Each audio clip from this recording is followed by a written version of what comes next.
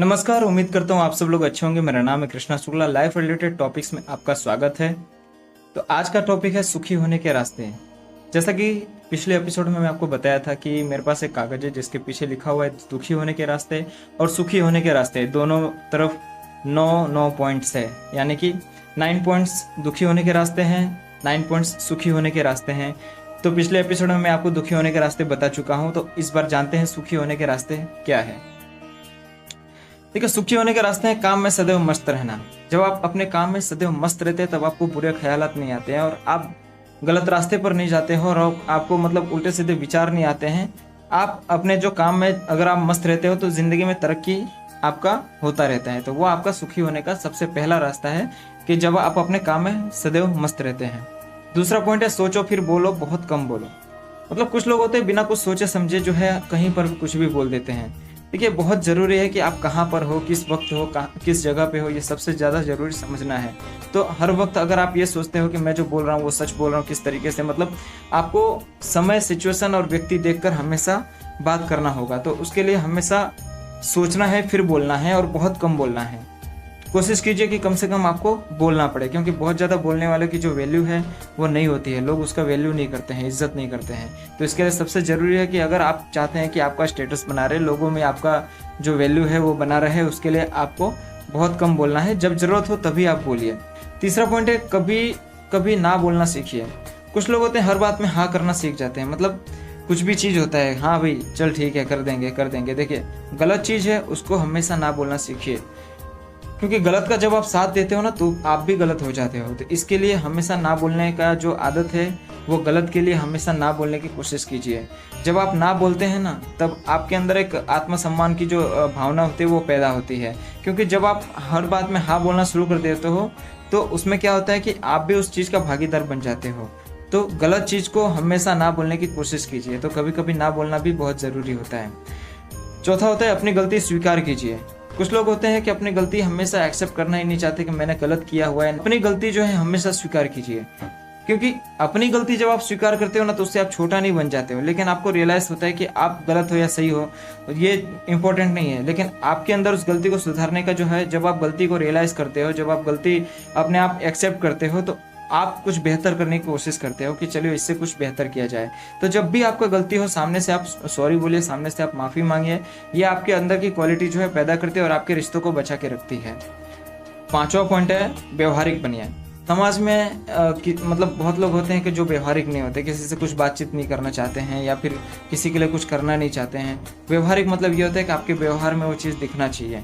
आप लोगों के लिए क्या कर रहे हैं, लोगों से कैसी बातचीत कर रहे हैं, वो चीज़ आपके व्यवहार में दिखता है। तो व्यवहारिक बनना सबसे ज़रूरी है। लोगों से प्रेम से पेश आइए, लोगों से अच्छे से बातचीत कीजिए।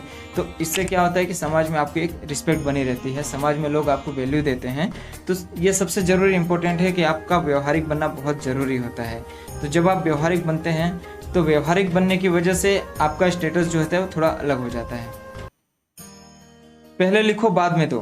तो जैसा कि पिछले पॉइंट्स में मैंने दुखी होने के रास्ते में बताया था कि लेन देन का हिसाब ना रखना। सुखी होने के रास्ते में पॉइंट से है कि पहले लिखो फिर बाद में दो। अगर आप किसी को कुछ चीज़ दे रहे हो, कोई भी सामान हुआ, कुछ पैसा हुआ, कुछ चीज़ हुआ, तो पहले आप लिख लीजिए, उसके बाद दीजिए लोगों को, क्योंकि इससे आपकी याद बनी रहेगी और आपके जो रिश्ते हैं फ्यूचर में बिगड़ने के चांसेस जो होते हैं वो कम हो जाते हैं।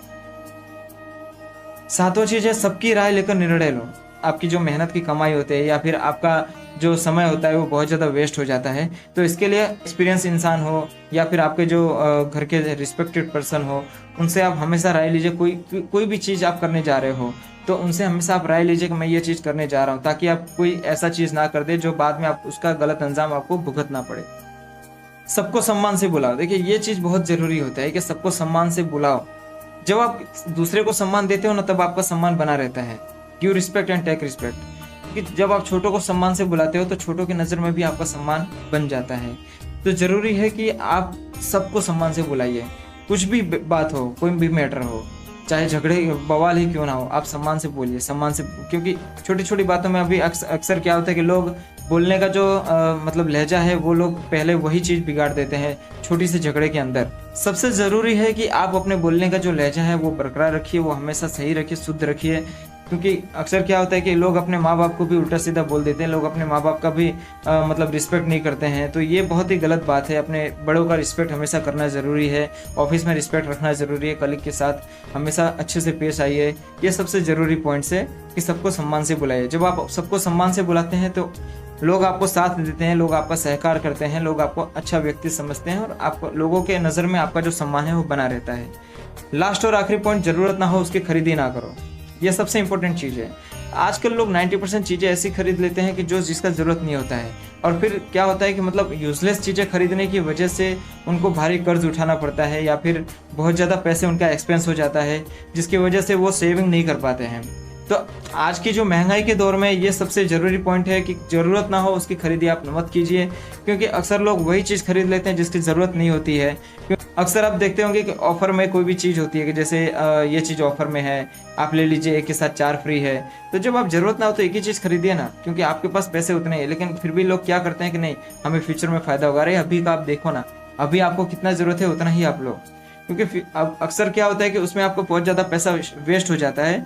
फिर आप इंपॉर्टेंट चीज़ों के लिए आपका जो पैसा है वो बचता नहीं है, लास्ट में आप दूसरों से फिर उधार मांगते हो। तो ये चीज़ भी बहुत गलत है। और उधार मांगने की वजह से फिर क्या होता है कि आपका मतलब फिर वो जिससे आप उधार लिए रहते हैं वो आपसे बार बार उधार मतलब वापस मांगता है। तो इससे क्या होता है, रिश्ते और संबंध बिगड़ते रहते हैं। तो ये सबसे ज़रूरी पॉइंट्स है कि ज़रूरत ना हो उसकी खरीदी मत कीजिए। तो एक बार 9 के 9 पॉइंट्स जो होते हैं वो पूरा एक बार फिर से जान लेते हैं।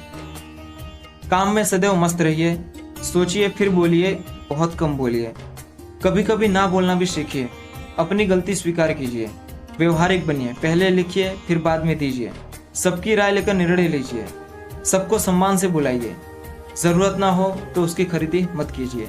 ये 9 पॉइंट्स थे सुखी होने के रास्ते। तो उम्मीद करता हूँ इस सारे पॉइंट्स को आप फॉलो करेंगे और अपनी ज़िंदगी को आसान बनाएंगे। तो मिलते हैं अगली बार फिर एक न्यू टॉपिक के साथ। उम्मीद करता हूँ आपको ये वीडियो पसंद आया होगा। शेयर कीजिए ज़्यादा से ज़्यादा अपने दोस्तों में, रिश्तेदारों में, अपने घर और फैमिली में, और चैनल को ज़्यादा से ज़्यादा सब्सक्राइब करवाइए। अगली बार फिर मिलते हैं फिर एक नई टॉपिक के साथ। तब तक के लिए धन्यवाद। अपना ख्याल रखिएगा।